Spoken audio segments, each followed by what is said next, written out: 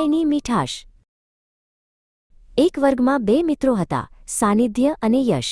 સાનિધ્ય શાંત અને દયાળુ હતો। યશને હંમેશા બડાઈ મારવી ગમતી। એક દિવસ તેમના શિક્ષકે ચિત્ર સ્પર્ધાની જાહેરાત કરી। યશ તરત જ બૂમ પાડ્યો, હું જ જીતીશ, મારા જેવું ચિત્ર કોઈ દોરી જ ન શકે। સાનિધ્ય ચૂપચાપ હસ્યો અને પોતાના રંગો જોવા લાગ્યો। સ્પર્ધા શરૂ થઈ। યશે ફટાફટ એક મોટો, ગર્વથી ત્રાડ નાખતો સિંહ દોર્યો।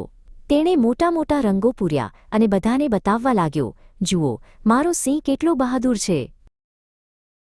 સાનિધ્ય ધીમે ધીમે અને ધ્યાનથી ચિત્ર દોરી રહ્યો હતો। તેણે કોઈને પોતાનું ચિત્ર બતાવ્યું નહીં।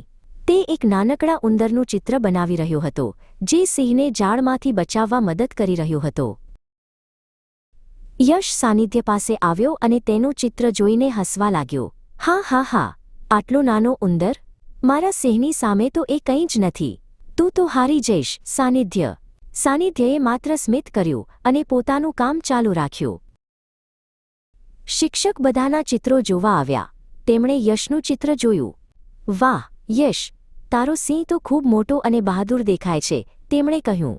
યશ ગર્વથી છાતી ફુલાવીને ઊભો રહ્યો। પછી શિક્ષકે સાનિધ્યનું ચિત્ર હાથમાં લીધું। તે ધ્યાનથી જોવા લાગ્યા।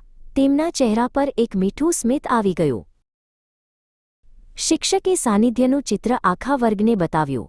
જુઓ બાળકો, તેમણે કહ્યું, યશનો સિંહ શક્તિશાળી છે, પણ સાનિધ્યના ચિત્રમાં એક વાર્તા છે। તે આપણને શીખવે છે કે નાની મદદ પણ ખૂબ મોટી હોય છે।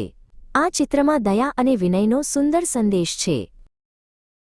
આ સ્પર્ધાનો વિજેતા છે સાનિધ્ય, શિક્ષકે જાહેરાત કરી। બધા બાળકોએ તાળીઓ પાડી।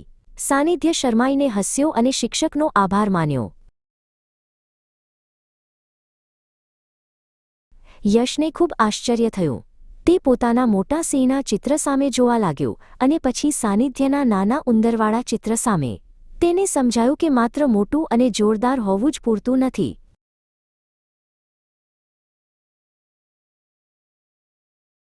વર્ગ પૂરો થયા પછી યશ સાનિધ્ય પાસે ગયો।